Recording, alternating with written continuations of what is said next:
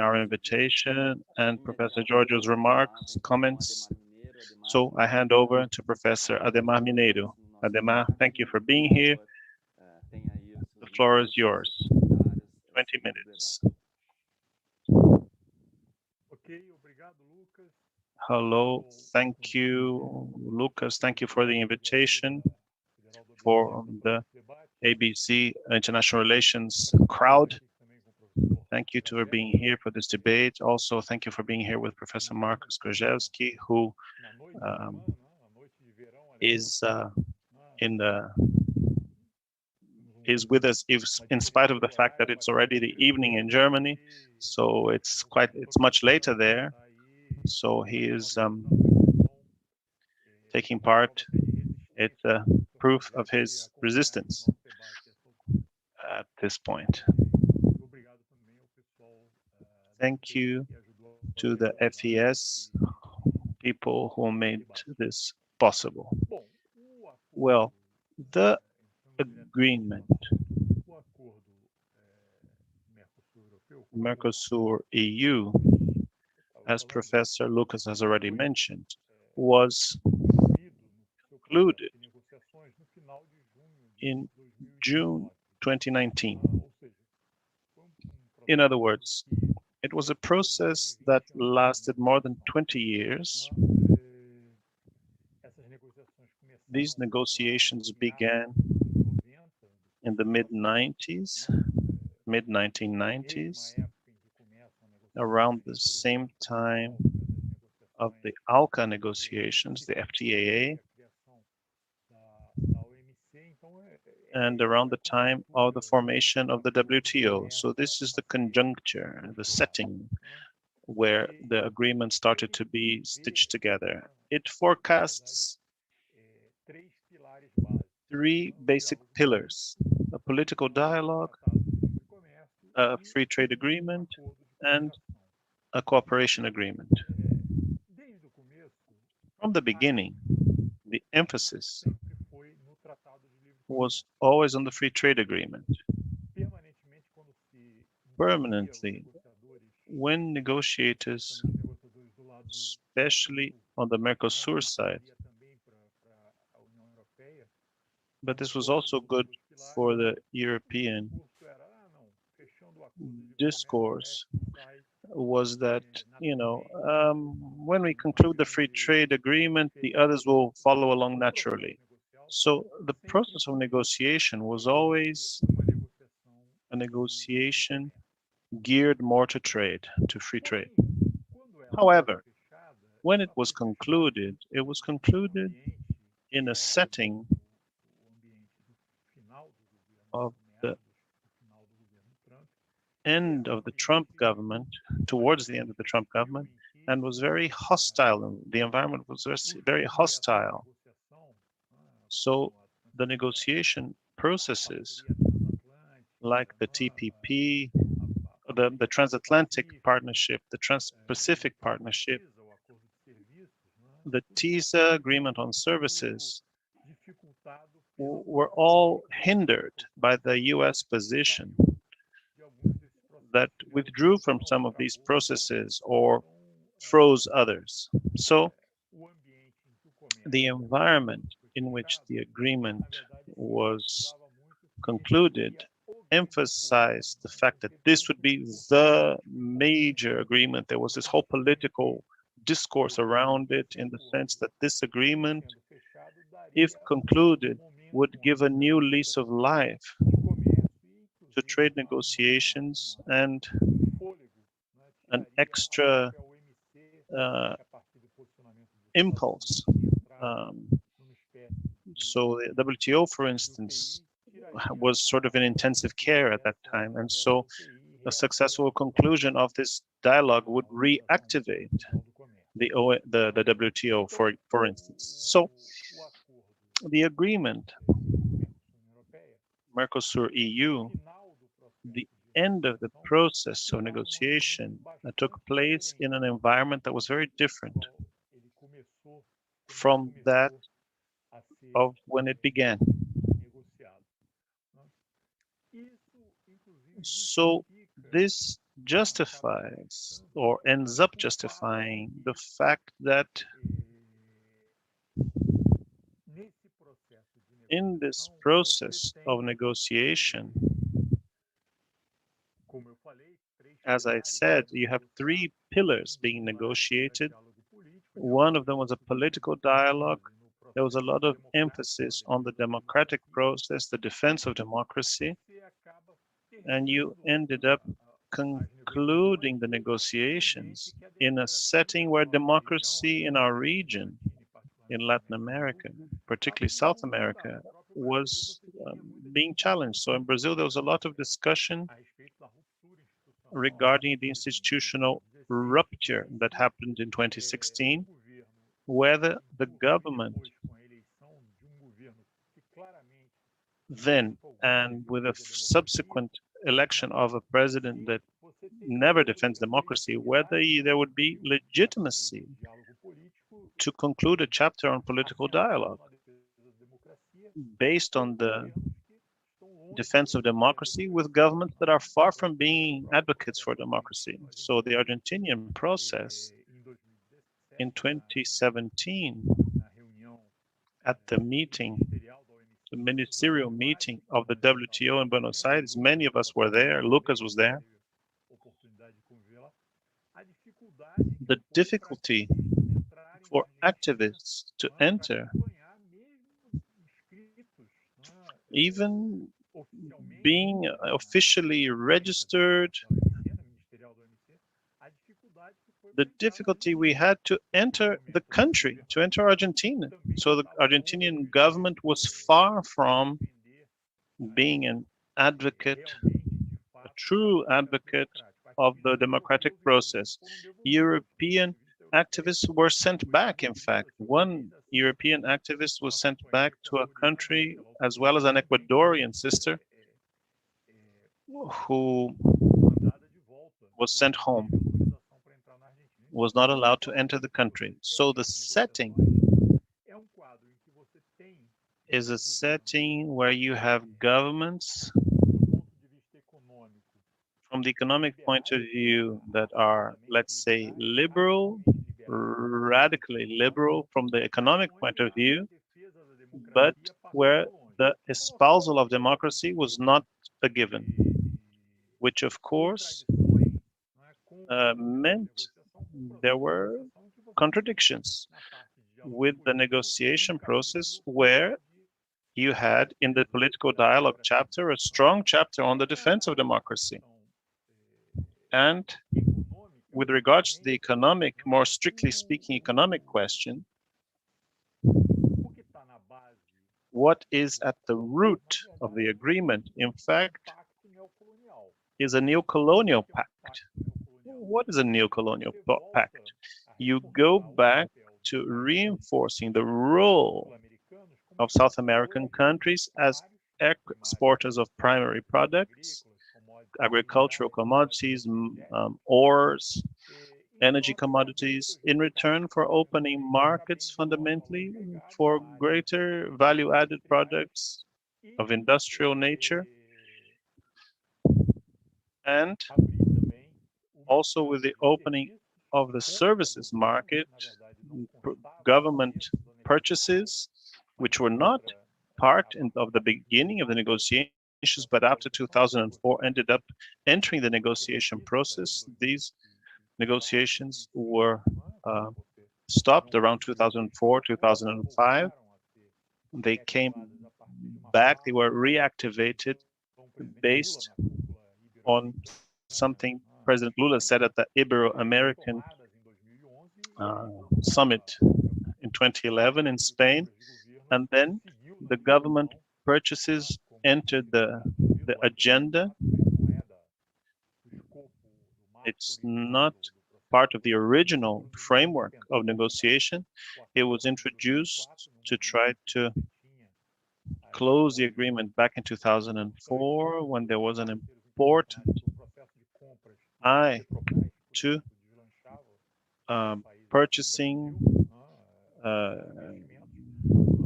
and there was a time when Petrobras was really taking off, and so this question was put on the agenda to try to open up more space. So that wasn't possible in 2010 either. And after that, this chapter was on the table. So you offer government purchases, government procurement, and institutional safety for European investors in the chapters on investments and intellectual property. So basically, you're relaunching, in a way, the colonial pact based on these offers that are made and that consolidate an outlook about what should be the insertion of these South American countries, Mercosur as a bloc, into the international space. So I think that's an important point. And why is that? Firstly, because this discussion about the insertion of primary products in the international and the European market was always put on the agenda. So every time you had an expansion of markets in this field and growth of China in the international market, especially from the turn of the century, that was an important moment. So there was less pressure from the Mercosur business elites to advance in other processes of negotiation, whether ALCA in the beginning, later the discussion with the European Union, or even the discussions of the WTO. In other words, China for a long time was enough, quote unquote, so it could take out the pressure on the local business elites, reduce the pressure to close other deals. So I think the role of China, I think, is very important for us to discuss probably in the debates later on. This is an important point, I think. So when the negotiations stop during the first decade of the century, this has to do very much with the opening of other areas for the region's international trade. And this but forgive me, as we saw with the relations with China and at the base of these agreements, the agreements reinforce, strengthen, by strengthening this colonial pact, this neo-colonial pact, what do? They also reinforce the sectors within these societies of Mercosur countries that are linked to these primary exporting sectors. So agricultural producers, mining companies, energy producers, basically oil. And this has two main effects over these societies. The first is that these sectors are the sectors that are most hostile to the environmental questions. So the pact reinforces within the societies of the Mercosur countries, regardless of any clause that you can put on the agreement trying to limit this damage, they reinforce, they strengthen the sectors that are most linked to the environmental degradation within these regions, within these countries. So this is something that must be considered at the essence of the agreement, regardless of any pondering you can have regarding, side agreements, is a pressure, gigantic pressure in terms of environmental degradation, and that's at the heart of the agreement, in the essence of the agreement, in this neo-colonial pact. The other issue has to do with developing these regions, because these sectors connected to agribusiness, mining, and oil, these are very well, that they concentrate a lot of wealth and land in the country, so there's a lot of pressure in this process. So we have a concentration of wealth related to these agreements, and we also have a concentration of power. So owning wealth and land leads to concentrating power. So this kind of agreements, even if without agreements, the system that we may have with in the relation with China and other Asian countries, because the base of trade with other countries in the area like Korea and Japan, just like the EU and China, we always have this trade based on exporting primary products, like in exchange of exporting value-added product. This is a little bit different if it comes to the United States and very different when it comes to the other countries that are the developing countries, but especially with EU and China and other big countries in Asia, the structure is very similar. So that strengthens the tendency or the strength actually of concentrating income and wealth, and also this pressure on the environment and social sectors of these countries. So this kind of agreement works not for a structural change in the society in the Mercosur countries. And that's why actually the route to close negotiations is possible only by accelerating during Temer administration together with Macri administration in Argentina. The Temer was an administration that came after a rupture in Brazil, and then we have the Bolsonaro administration, authoritarian government.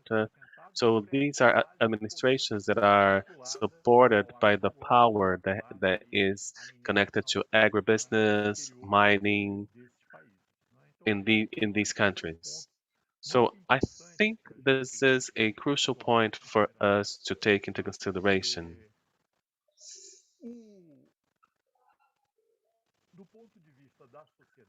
Talking about the society now, so I'm gonna try and close, wrap up. I think this is the critique that we have to this agreement.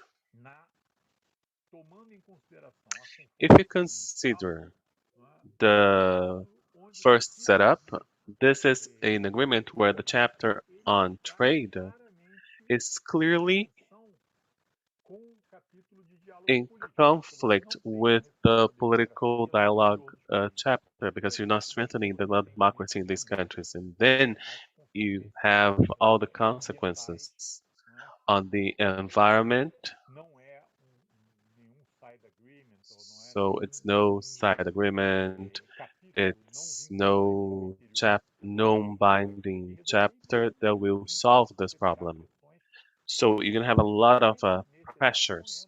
Actually, right now, the Bolsonaro administration is making changes while telling the Europeans that that will take into consideration um, environmental concerns by the European countries, but they want advance on land grabbing laws by strengthening the possibility uh, of strengthening these sectors. So this has always been around since the beginning of the agreement and this expectation. So that's why the agreement can be closed only in this political situation that's not really favorable and it's peculiar in the past years in this region. When it comes to society, again, so we would need actually this negotiation process to be resumed somehow. It is important that we don't consider negotiation closed yet because we need to reopen this process of negotiations. And the chapters on geopolitics and cooperations, they have to rule the agreement, and not the trade chapter should be ruling the agreement.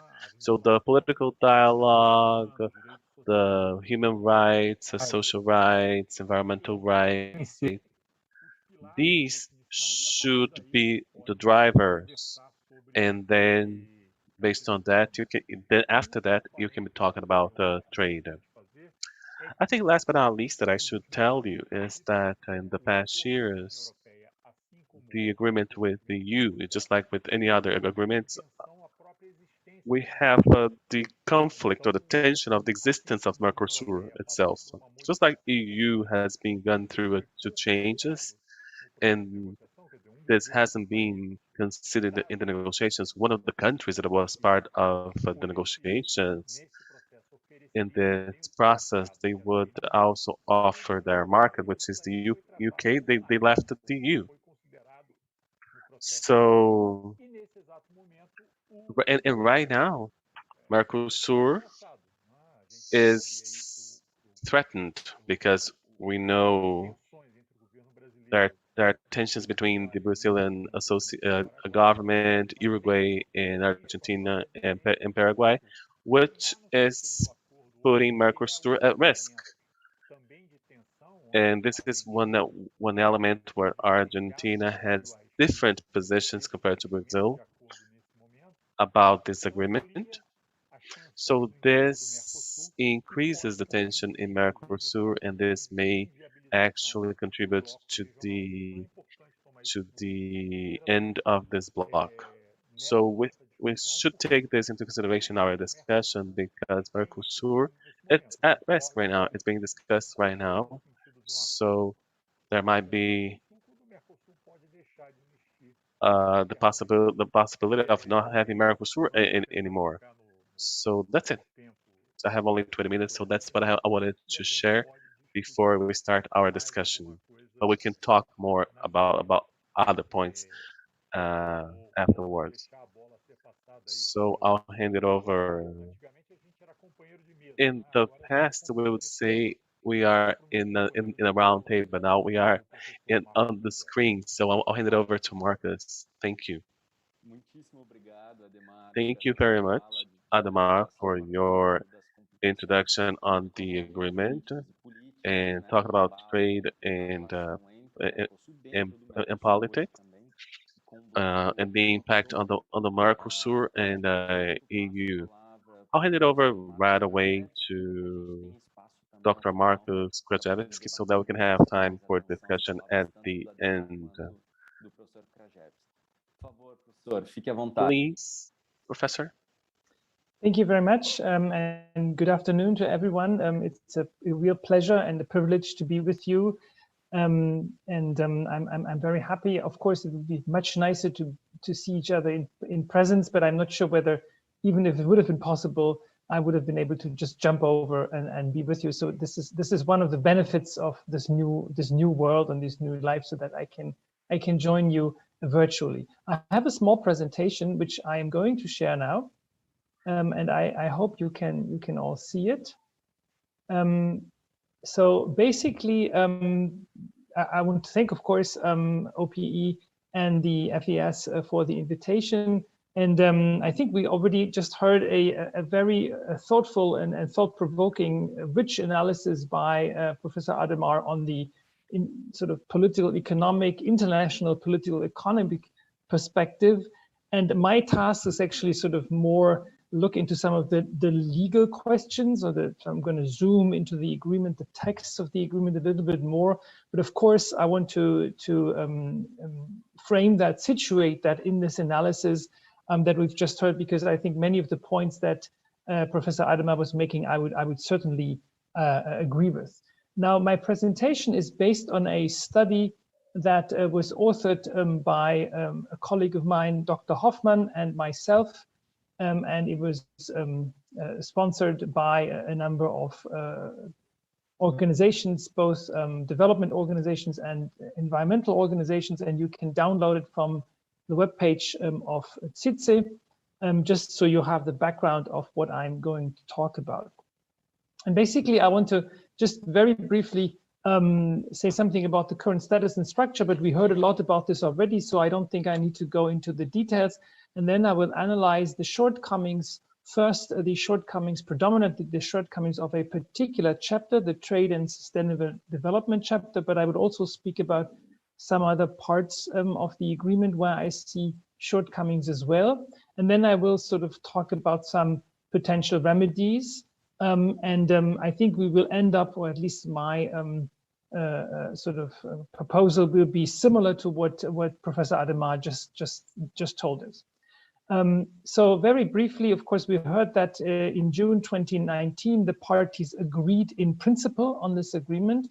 Now, I think it's important also from a political perspective that we realize that agreement in principle does not mean the agreement already exists or is set in stone. As a matter of fact, there are a number of political controversies in Europe, in the European Parliament, but there's also opposition by some European member states, notably Austria and France. But I want to point out, and I think that's important, and I'm sure many of you know this, but this opposition by these governments, and you may know that neither the Austrian government nor the French government are very progressive governments. This opposition is not due to the fact that they would perceive the agreement, as Professor Adhemar said, as sort of a neo-colonial pact, that they sort of reject this. No, they rather really are concerned only, so to speak, about some of the environmental and climate change implications.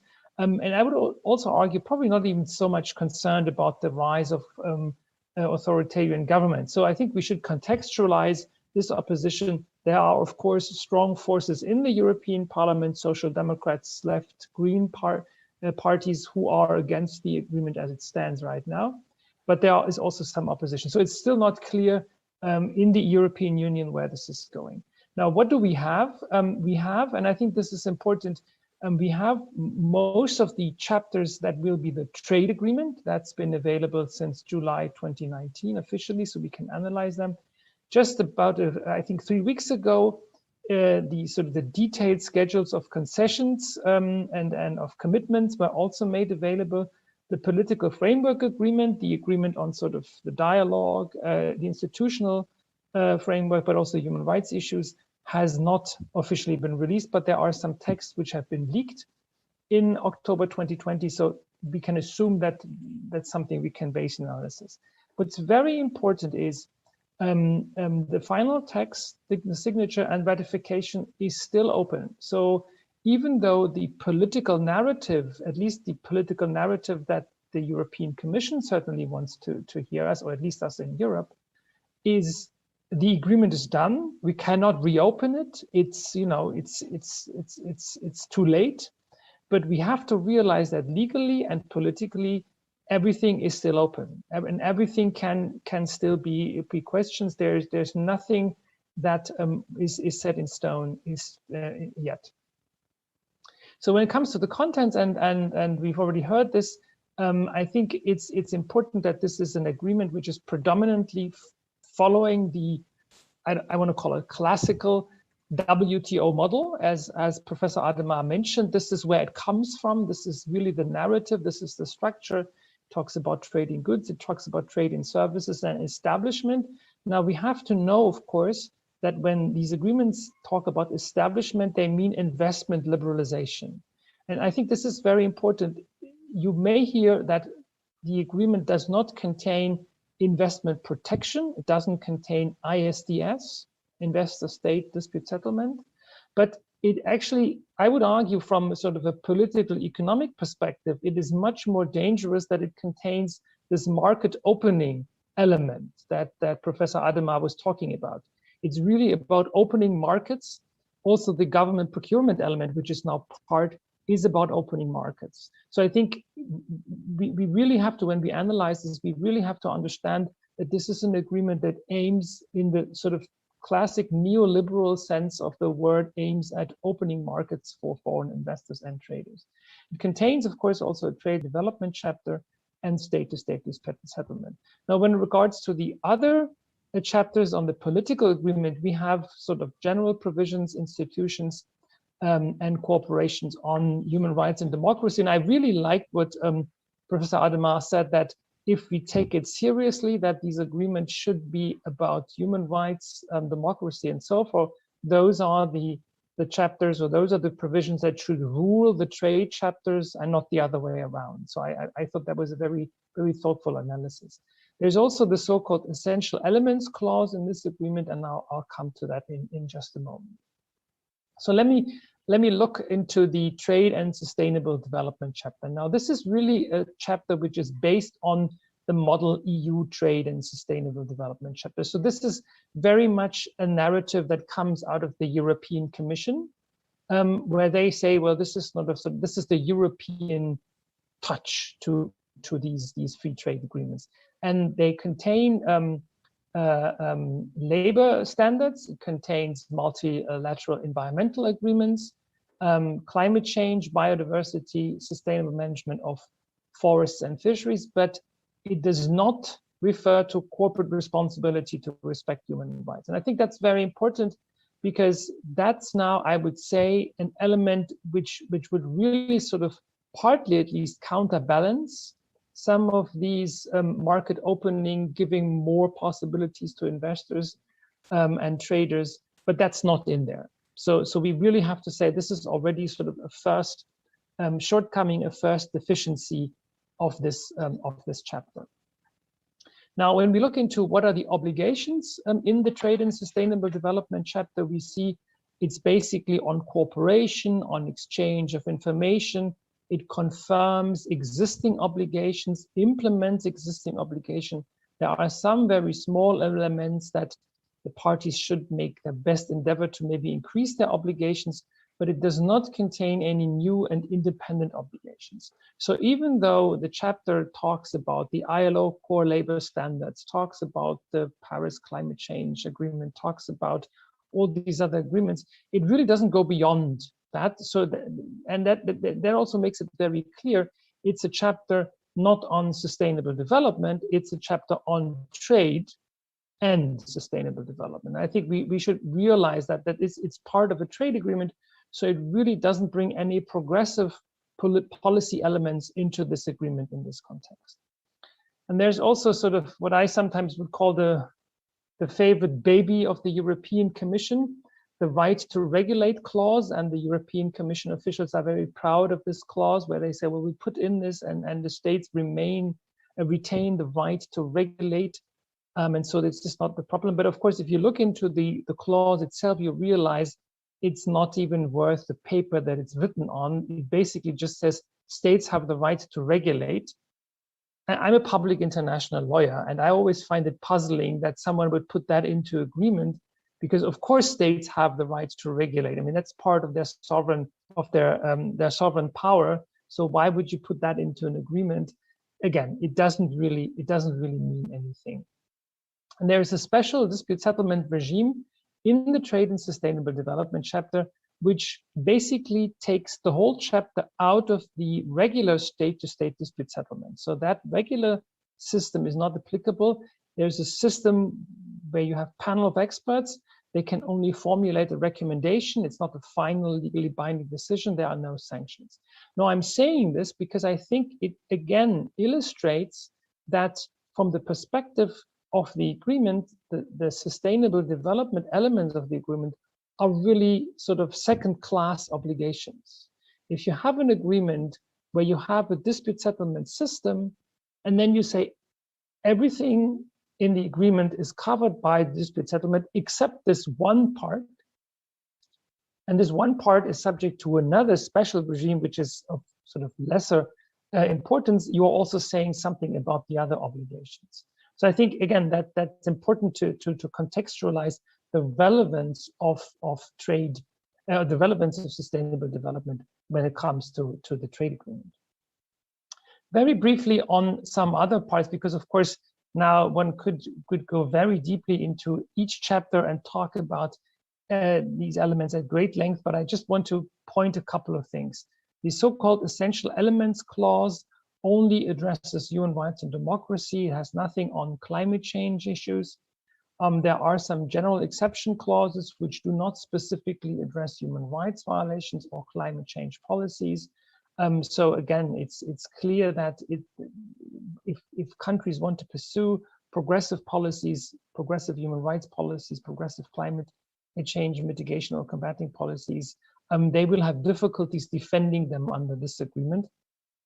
There's nothing specific on deforestation or energy transition. And here, and this is really echoes what Professor Adhemar said, the agreement sort of has a traditional focus on products, not on production methods, and it doesn't recognize any power asymmetries between the parties. So this is what you refer to as the neo-colonial pact. I think that it's really important to contextualize this agreement. It's I want to call it an old type agreement because it basically follows this logic of everything should be subject to the trade liberalization agenda. What can be done? Let me just discuss 3 remedies which have been part of the political debate, at least in Europe. I have to admit I haven't followed the debate in Brazil or in the other Mercosur countries, but one element of a remedy was, well, let's add a bilateral declaration. Let's just not touch the agreement, but just say in a bilateral declaration in which both sides say, well, climate change is happening, is important, or what have you. So this instrument would be a declaration of both sides, the EU side and the Mercosur side, on specific aspects of the agreement, and it would typically be adopted at the time when the agreement is signed. And from a public international law perspective, such a declaration guides the interpretation of the agreement. So in law, we have the Vienna Convention on the Law of Treaties, which tells us how to interpret these agreements. And so this declaration could be seen as an instrument of interpretation. Now, that's very important. And I don't know how many lawyers are listening or how many people are here who have sort of specifically focused also on legal questions. But there's a substantial difference between interpreting an existing text and changing the text, obviously. I think that you don't have to be a lawyer to understand that. And of course, a bilateral declaration could not change the text. It can only interpret things which can be interpreted. So if you say, we think that climate change policies are important, it doesn't interpret anything. So it's really not worth it, right? So it usually is only hortatory language without any clear meaning. So I think this is really not a remedy that is should be seriously discussed, at least not from a progressive perspective.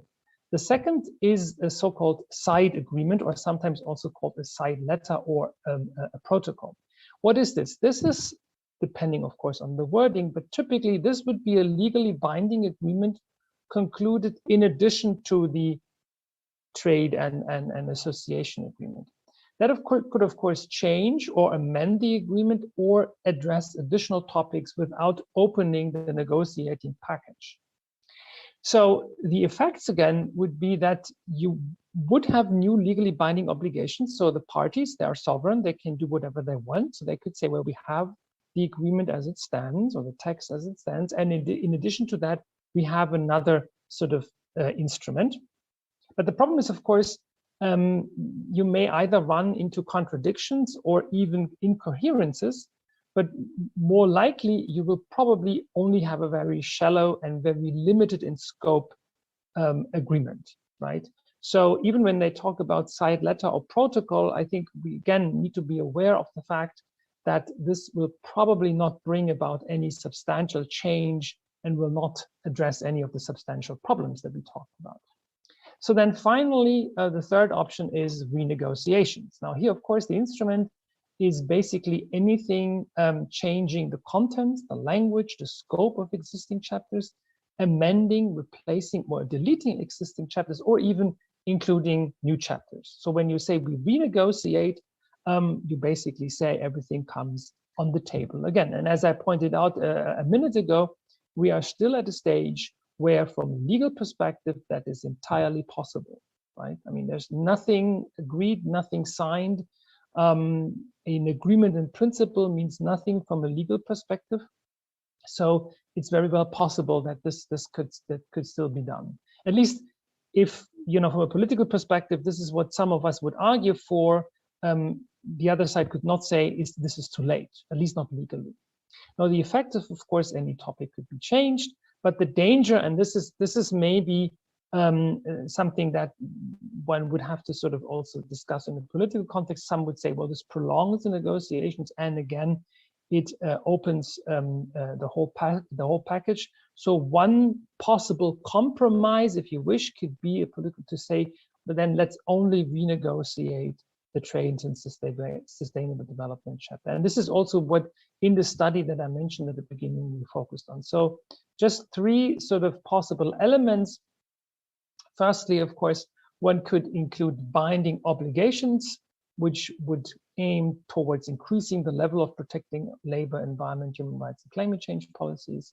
I would strongly suggest that it should include corporate responsibility to respect human rights, at least based on the UN guiding principles.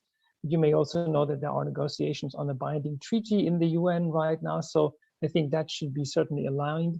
And then, of course, I think the dispute settlement should be transformed into a binding mechanism. In the study that I mentioned, we have as an annex an alternative text for a trade and sustainable development chapter, not to say this is sort of how it should be, but basically just to demonstrate this is how it could be done. And if people ask, well, what possible changes are there? So that's from my side. Thank you very much for your attention, and I'm looking very much forward to the debate.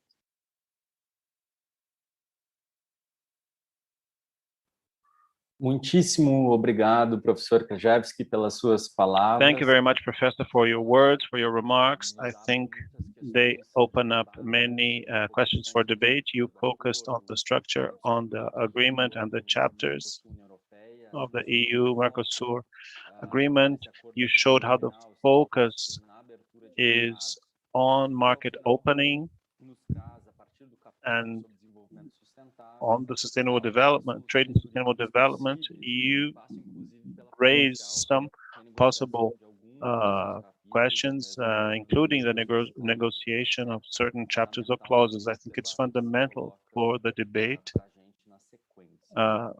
for us following your presentation. Okay, now I hand over to my colleague at UFABC, Giorgio Romano, for his comments on the two presentations. So thank you very much, Lucas, Adhemar, Markus.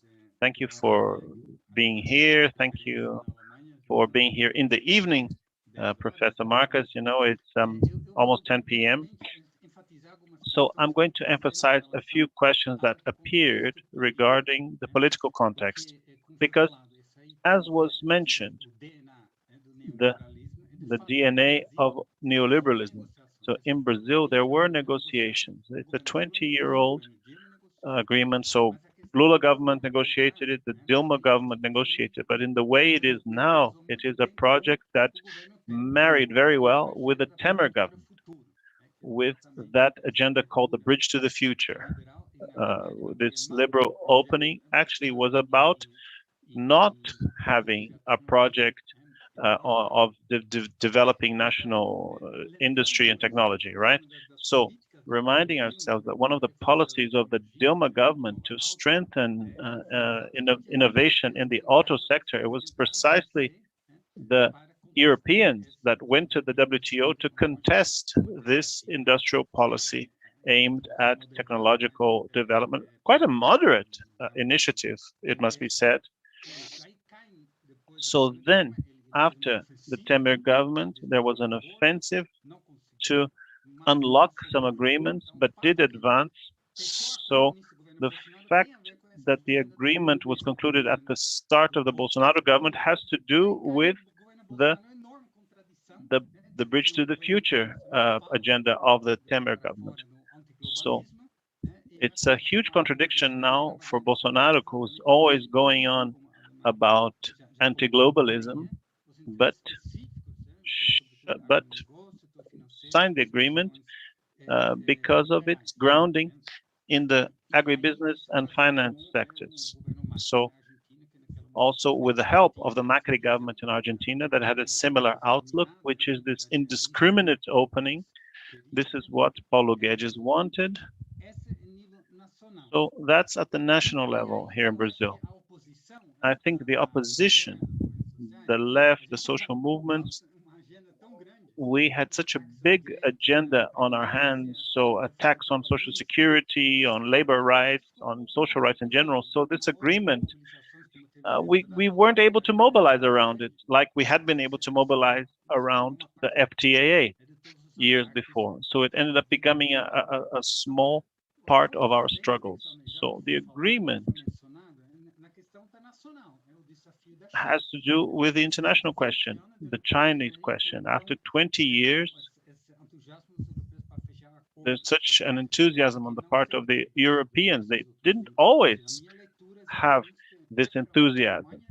I think particularly Germany, the German industrial interests, chemical, auto, capital goods, they're well served by this agreement. And it's clear that they had to face up to the Chinese competition in a more active way. So, overcoming the traditional resistance of the French farmers. So there was strong economic elements and trade-related elements, interests. So on both sides. So the finance, the agribusiness in the Latin America and the industrial sector in Europe. So why hasn't it been concluded yet? I think there are three forces in Europe that complicated the agenda. First, the ones that were always against the protectionism of especially France and Ireland. This remains. There's a new opposition, which is the anti-globalist opposition. The new right in Europe is against any free trade agreement for other reason, for whichever reason, and this is present as a broader than specific interests, sectoral interests, but it does have an electoral appeal. And there's a third element, a strong movement of politicization of the environmental question. The green parties are growing all over Europe, Austria, Holland, France, Germany, and these have strong criticism regarding labor and environmental. So these three forces together, joining together, although they are very different, they came together in an opportunistic or pragmatic fashion. And I see that the economic and trade interests will insist on the agreement because there's many business opportunities, but they have to win time. Nobody in Germany is going to talk about this strongly before the elections, for example. The additional protocol that was explained and criticized by Professor Markus is just to win time, to neutralize the resistance in Europe. It's not something to be taken seriously. But after the German elections, there are the French elections. And I think it's very hard for that the liberals will want to put this on the agenda. There's a very small window between these two. After that, there are elections in Brazil. I think the questioning of the European, of the Argentinian government are not enough. But if we have, let's suppose, we have a Lula government again, and an allied government in Argentina that wants to build innovation, industrial development in Mercosur, then there is a basis for renegotiation. So the question that is put before all of us who think that Mercosur deserves much more, the peoples of the Mercosur countries deserve much more than the neo-colonial pact that Adhemar used. So let's enter this debate that Professor Markus said. What do we want? Do we want no agreement, like we did against ALCA? Do we want to reform it, renegotiate it, as Professor Markus said? And deep down, what kind of integration do we want? Because the elections are next year. It's 200 years of Brazilian independence, political independence, a good moment to reflect. Where do we want to be in the world? What kind of integration do we want? What kind of development do we want for our country? We want a people's democratic project, and it was never about autarky, closing frontiers or anything like that. So this whole debate about Mercosur compels us to face this debate, because we have the themes ready for next year to put forward an alternative. So after the French and German elections, the European Commission, before the Brazilian election, they'll even probably approach the Lula campaign, even during the election season, what they're thinking. So there is nothing that is set in stone. Everything is open still, except now with the whole activities of Rebrip, and so we can take up again how we can contribute to this debate. So thank you very much for your contributions. I think we have a process ahead that we want to be part of. So I hand back to Lucas.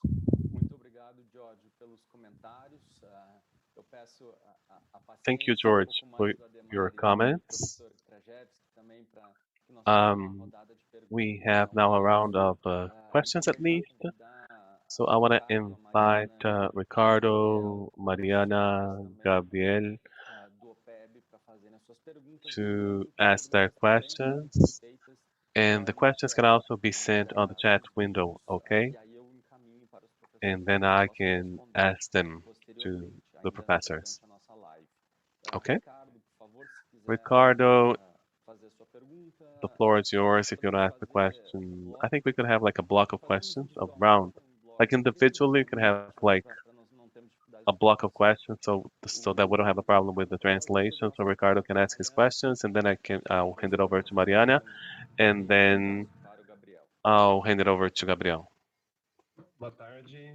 Good afternoon. My name is Ricardo. I am master's degree candidate in international relations of the university. I want to ask Professor Markus. May I ask in Portuguese? You have translation, right? So the question is, we in Brazil, we are reading about the European Green Deal. We'll read a lot about this, about the impacts that this could have on diplomacy, on European diplomacy, by adding principles about a green diplomacy, right? My question is, what's the impact of the European Green Deal with the Mercosur agreement? You know what I mean? Will that increase resistance? So will this force to change the agreement by adding these principles in the future agreement? This is the question. Thank you, Ricardo. Professor Krajewski, did you want to answer now, or you want to get more questions? I leave that up to you. So I can answer now, or I can collect, whatever. Okay, perfect. So we're gonna do 2 more questions. Mariana, por favor. Mariana, over to you.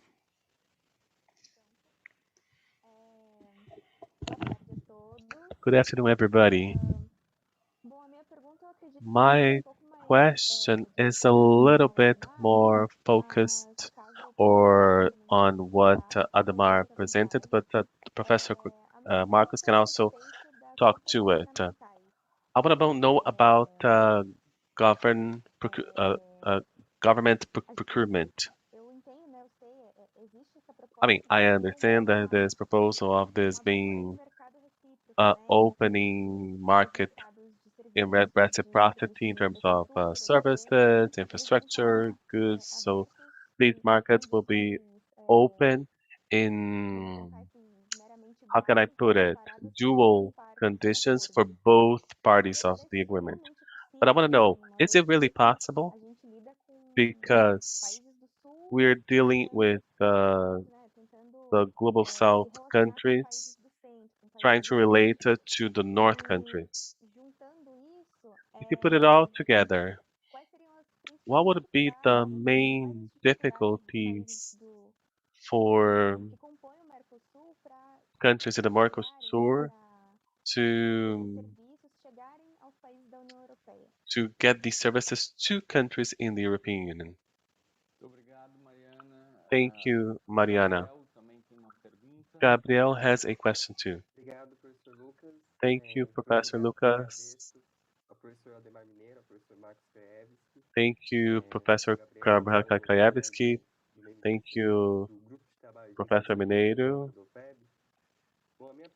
My question is, is Europe is going through this change to a 4.0 industry, investing in electric cars, and this agreement will allow getting investments from Europe, right?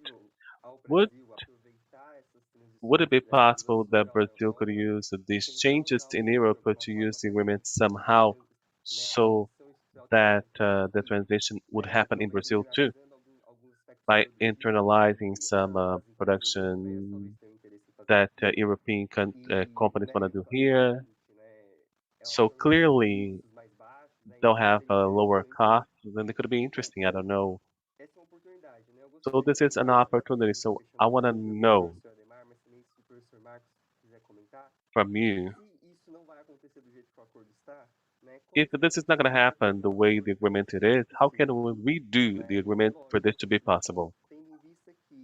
Considering that this has to do with environmental issues, because the green car, electric car, and all that, we could tap into this to change in, for the for a low carbon energy mix. Thank you, Gabriel. We have two more questions, but I'm gonna have them asked in the next round. So I'll hand it over to Professor Mineiro and then Professor Krajewski. And then you can answer the question that was asked to you, or you can also answer the other questions. Hand over to Adhemar. Thank you, Lucas. First, Mariana's question about governmental procurement. I mean, the first thing is that the details have been published not long ago, so I don't really know the details yet, uh, so to speak. I think it was late July, so I was on vacation, so I didn't have the time to really go over this. But anyway, I think it is worth taking into consideration the analysis made by the Brazilian government about the agreement. This is available on the government website. This analysis, and this was probably done with also with the Ministry of Economy and the Defense. The way they champion government procurement is curious because they don't even say that we're going to have the possibility of competing in European markets for government procurement. So they don't put emphasis on that. The emphasis is on the more efficient use of public resources. So it is just like by offering our government procurement markets, you can buy services, goods at a cheaper price from European producers, or we can also force Brazilian producers to lower their prices. So it is curious that the Brazilian administration says this. But we know this is complicated. And it's complicated because you have actually, I mean, this should come up in the discussion that we will have in the Congress in Brazil about the agreement. Government procurement is very sensible when it comes to local development. So municipalities, states, they'll take the possibility of using their government procurement as a tool to or for local development. So if there's a lot of supply, a lot of offer, and in the case of Brazil, you're actually changing the rules of the country that say that the subnational levels have autonomy. If they do have autonomy, how can you provide these sectors with a strategy that will not allow for local development? I think this is an important point. As I told you initially, this is not part of the discussion, even though this is part of the agenda of WTO and FTAA. Government procurement was not part of the initial negotiations. It started like in 2004 to try and close the agreement, but now they're strong, very much stronger. I mean, there are many difficulties for you to enter the European market. There are many restrictions, constraints that start with cultural issues. We saw it. Actually, there are discussions about the transatlantic partnership. There was a lot of resistance from Belgium when it comes to discussing this agreement with the United States in the European Union. They discussed many issues, including cultural issues, because you have to defend the local market, the local culture through governmental procurement. So it's very difficult. I mean, there's also language issues because you have government procurement that will be published in many different languages in different countries. So Brazilian companies won't have access to it. So maybe Paraguay could use a guarantee to try and speak. If not, we have Portuguese and Spanish, but they're European languages that are present in Europe, so we have translation available. But imagine, I don't know, if you are in a competition in Slovenia or Estonia, I mean, or countries that you don't have access because of language.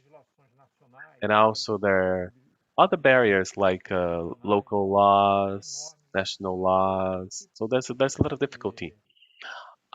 So even though they talk about reciprocity, this is not the emphasis for the Brazilian government. So the idea is to open domestic markets and maybe increase economic efficiency, as they say, to buy it cheaper. But they never thought about government procurement as a strategy for development, which is the essence of government procurement discussions. This is the first point. But I promise if Lucas and Giorgio call me again, after I read the details of this chapter, I promise that I can go back to this topic and give you more details about it. Now, Gabriel's question, Structural changes, it's not part of the agenda either. This is curious because when you talk to the negotiators, European negotiators, or to representatives from the European Union that defended this agreement, they actually talk about it and they say uh, that there's a situation in the world that's so far. I mean, it is not the one that we had because now China has adopted a position of more environmental protection, environmental commitment, because the traditional European position was that if you don't close the agreement with us, you have to close the agreement with China. But you know that with China, this is complicated when it comes to environment and democracy and all that, right? First of all, for environment, China has changed its position and its commitments to the environment. Number two, on the agenda for what we call the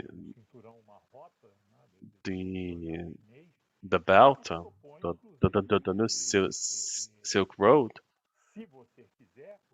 they say that if you want, they have a menu for depending on the commitment you're gonna have for the Belt and Road Initiative. They have a list of developments that have to do with the 4.0 industry and all that. If it exists for real, we don't know, but it is it is offered. And then there is the commitment of Europeans to environmental issues, as we said. I said this. Professor Marcus said that too. Actually, this is subordinate to free trade. It's not about a new development model concerned with environmental issues. It's to the contrary.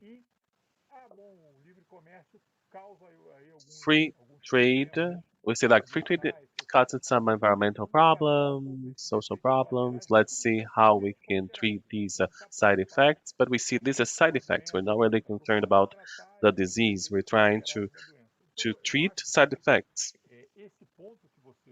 So this point that you raised would be important if you open for reviewing the agreement because the negotiations are from the 1990s. So now in 2020, 2021, 2022, from now on, especially now with all the technological changes that we have after COVID-19, the scenario has changed not only in the society but also in trade. So we could restart the discussion to have a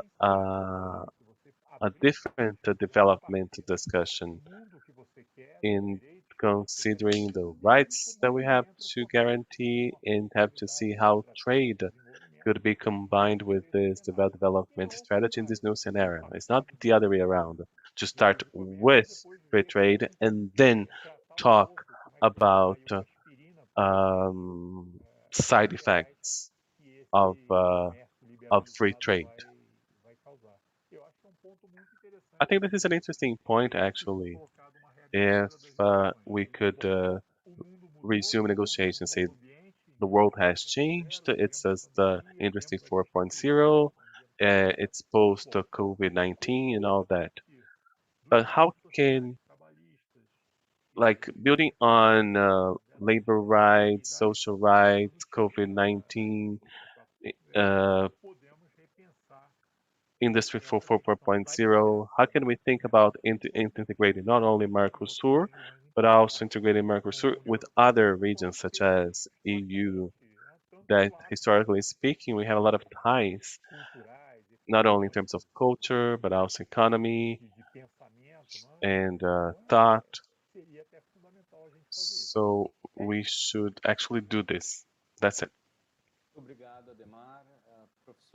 Thank you. Professor Markus, please.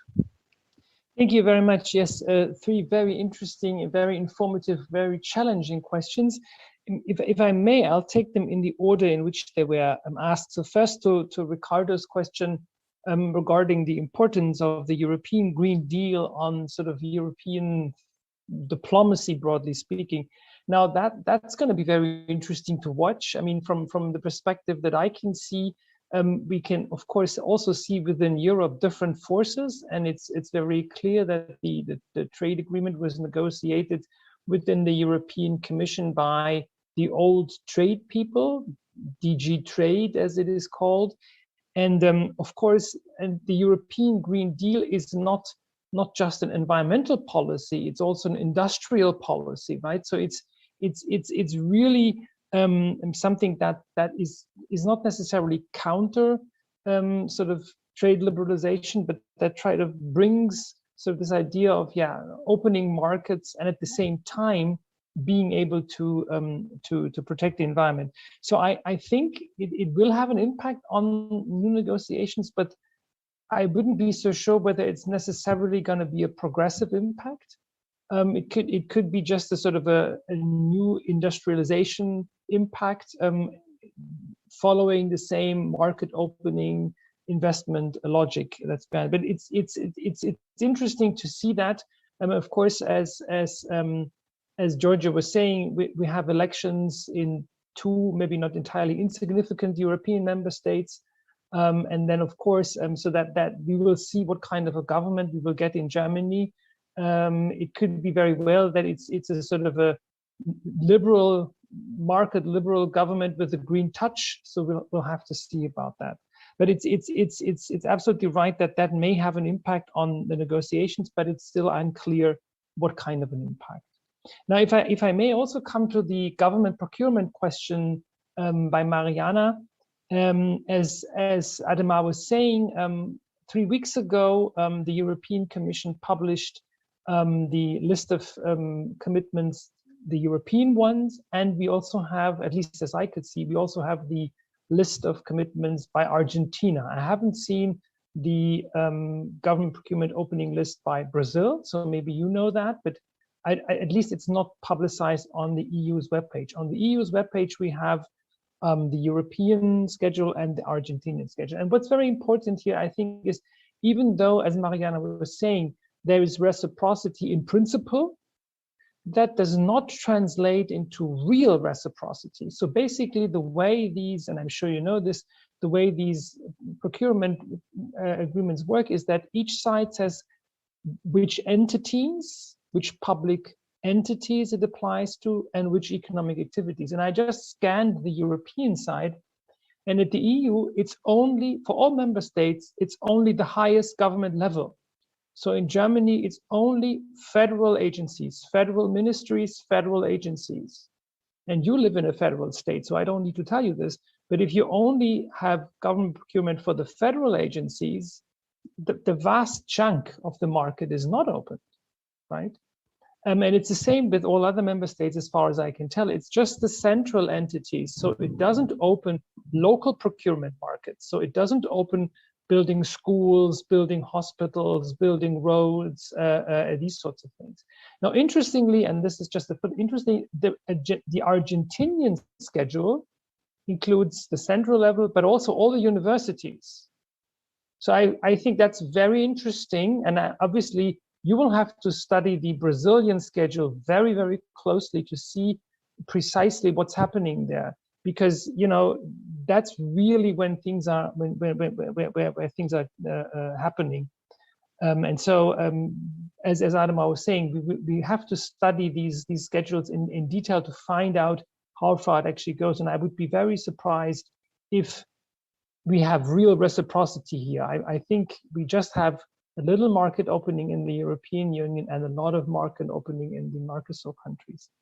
And coming lastly to Gabriel's question, again, I'm not an expert in this particular sector, and obviously I think there are possibilities I would say one would probably have to ask the question, firstly, how is this related to intellectual property rights? I really don't know, but I mean, if we talk about, you know, the green car and energy mix, these sorts of things, to which extent does this relate to intellectual property? And the second is, of course, technology transfer. I mean, in all these agreements do not really talk about technology transfer, even though they could. So I think this could be a second element to put into a new negotiating agenda. Thank you. Muito obrigado, professor Marcos. Muito obrigado, Adhemar, Thank you, Adhemar, Marcus, for your replies. We will now go to a second round. We have 2 more questions, if you don't mind, and then we will wrap up our conversation. So Professor Tatiana Berringer from UFABC asks a question to Professor Marcus. So how does the common agricultural policy, how would it, as a security clause for the European Union, how can we think about an agreement that respects European and South American food sovereignty? So the food sovereignty issue in the 2 continents in the context of the agreement. A second question, which is also for both, is we talked a lot about trade and sustainable development chapter, and this is a question that historically has divided developing countries and developed countries. And so I'll take a step back and ask a question to both of you about the way in which you understand the relations between human rights and international trade, with the insertion of human rights rules in trade agreements, with the language of trade agreements that ultimately aim to liberalize trade and will be interpreted by trade specialists in the last resort. So in abstract terms, how do you look upon this connection between trade and human rights within the trade regime? So Adhemar, do you want to kick off? No problem. I don't know if I'll be able to answer, but your question is very complex. Feel free to answer as you wish. For a long time, the negotiators of the Mercosur, and Brazil in particular, always looked upon human rights and environmental question as this idea of protectionism, that it was a veiled form of protectionism by the other countries. So to alter this vision is a very new process, at least in the case of Mercosur countries and Brazil in particular, because the big fear was always that this could be used as a protectionist measure. So that's the starting point. And ours is the opposite.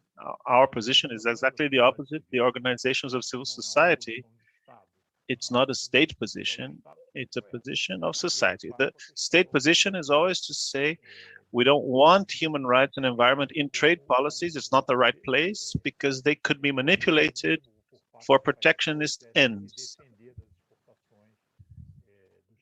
by countries that don't want our exports. So from the point of view of society, I think the major trap was that the interests of major corporations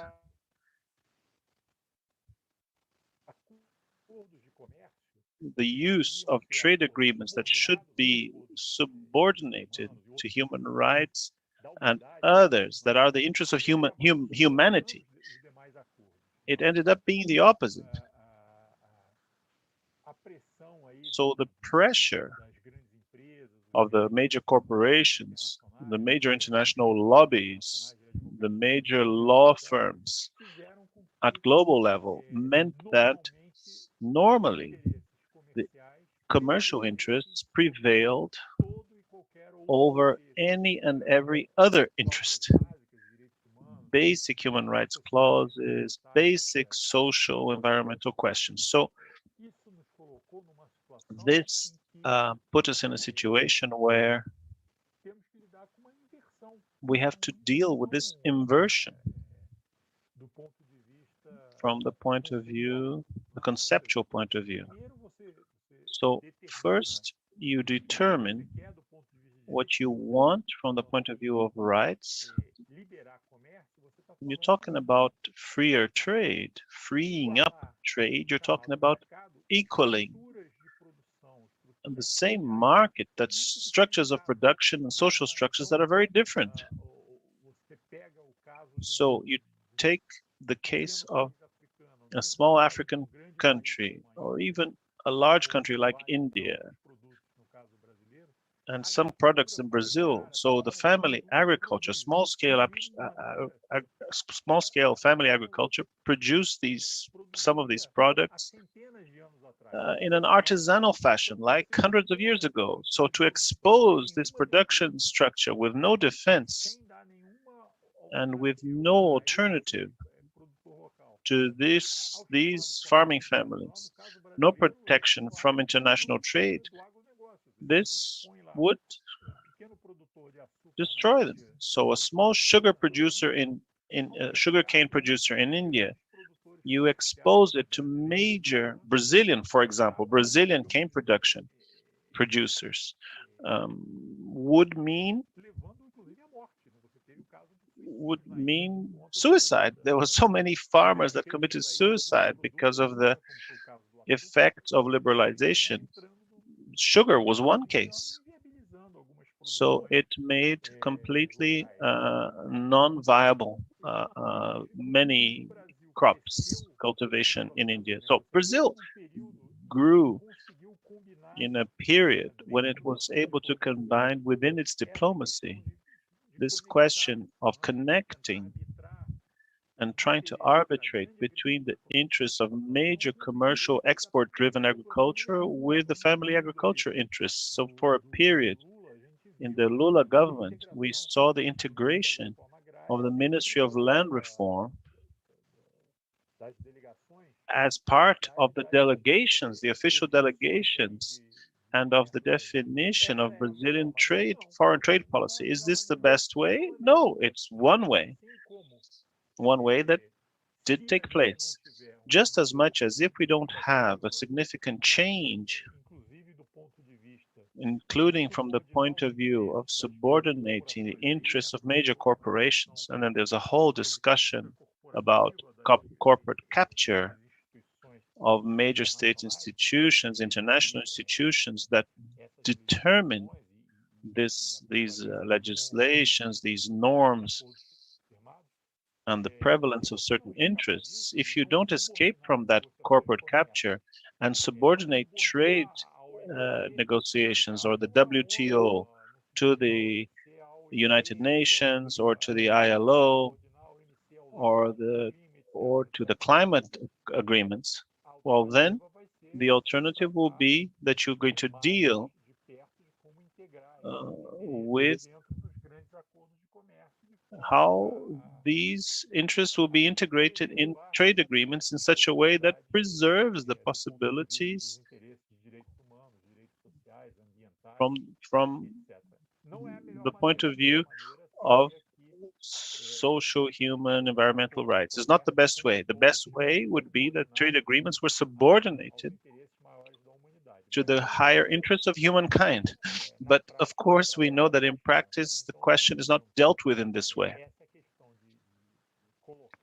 So this question of putting some of these questions inside the trade agreements, if it is to be real, it has to be done seriously, with the seriousness that the question requires, with chapters that are as binding as the other chapters, and even with society's interest prevailing